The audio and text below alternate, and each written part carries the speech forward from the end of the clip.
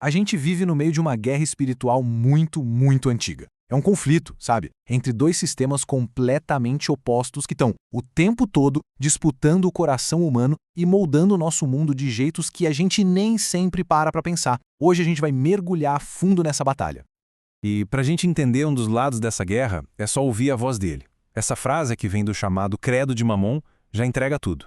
Ela revela a natureza de uma força que age pelo desejo, pela posse, antes mesmo que a nossa consciência desperte. É assustador, né? Olha só, o conflito central pode ser resumido nisso aqui. De um lado, você tem um sistema que cria a necessidade, a fome, para gerar dependência. Do outro, uma resposta que se oferece como a própria saciedade. É a fome contra o pão, a carência contra a plenitude. Então vamos entender esse primeiro sistema. Não é sobre um mal óbvio, caricato. É algo muito mais sofisticado. Pense nele como um arquiteto. E a grande obra dele é um mundo inteiro baseado na ideia de escassez, na sensação de que sempre falta alguma coisa. A estratégia aqui é genial, de um jeito bem perverso. A ideia não é destruir a espiritualidade, mas sequestrá-la, subvertê-la. A fé vira um produto na prateleira, o culto vira comércio e o altar vira um balcão de negócios. É a mercantilização total do que deveria ser sagrado. E aqui está o pulo do gato.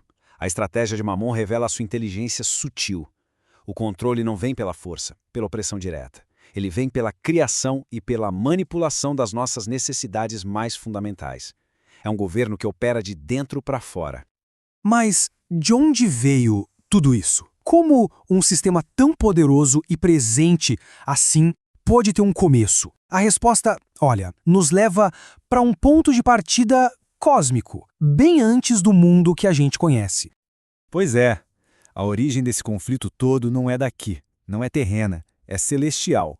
Tudo nasce de um único ato de corrupção. O momento em que a luz divina, que deveria ser simplesmente refletida, foi transformada num produto, em algo para ser possuído.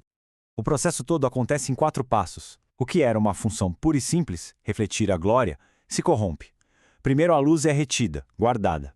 Essa luz acumulada vira uma espécie de capital, uma mercadoria. E no fim, essa posse gera um vazio por dentro, que é a semente de toda a violência que vem depois.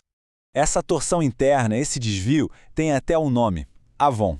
Não é o ato em si, mas a decisão que vem antes dele. É aquele instante em que o fluxo natural é interrompido e a posse começa. A raiz de todo o problema está nesse movimento para dentro. E a consequência externa do Avon é a recula. Se Avon é a distorção interna, recula é a ação que vem disso. O comércio, o tráfico daquela glória que foi guardada indevidamente. É exatamente aqui que nasce o mercado espiritual.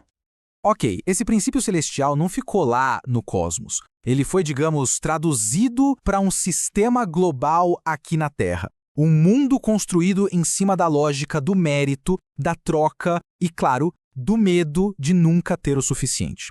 As promessas desse sistema são bem concretas, bem terrenas. Riqueza, poder, território. É um verdadeiro evangelho do ter, onde as bênçãos são sempre condicionais. Elas precisam ser conquistadas por mérito, por esforço. E esse sistema todo acaba instalando uma voz bem específica dentro da gente. É a voz do ego, sempre focada em merecimento, em necessidade, em autopreservação. É aquele impulso que nunca para por mais, movido pelo pavor da perda. Mas em oposição direta a esse mundo de escassez e medo, surge uma contraproposta. E ela é radical. É um reino construído sob princípios que viram essa lógica toda de cabeça para baixo. Essa frase aqui, o meu reino não é deste mundo, ela muda tudo. Não estamos falando de uma alternativa de poder aqui na Terra. Estamos falando de uma realidade que vem de outra dimensão, que opera com uma lógica completamente diferente.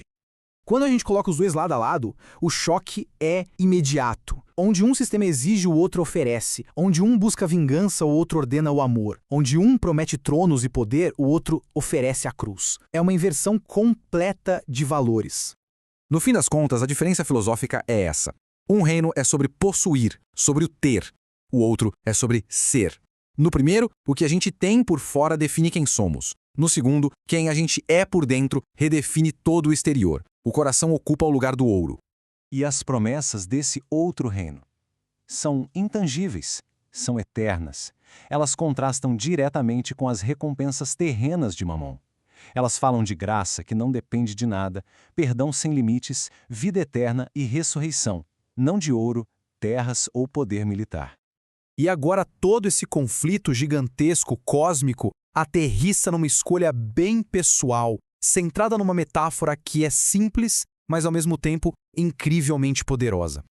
A pergunta central, tirada da história da moeda de César, nos joga o foco todo no conceito de imagem e de pertencimento. A qual sistema pertencemos? A resposta, ao que parece, está na imagem que a gente carrega. E a resposta para essa pergunta é genial. A moeda, que é o símbolo do comércio, carrega a imagem de um poder terreno, de César. Ela pertence ao sistema do mundo. Agora, o ser humano carrega uma imagem completamente diferente, uma imagem divina, e por isso pertence a outra realidade.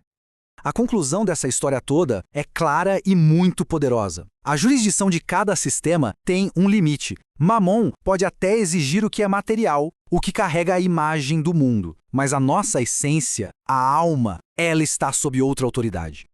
E a gente termina com essa pergunta, que fica para reflexão. Se o valor de uma moeda é definido pelo sistema que a imprime, qual é a verdadeira fonte de valor de uma pessoa? É uma questão que nos convida a olhar muito além de qualquer sistema que esse mundo possa oferecer.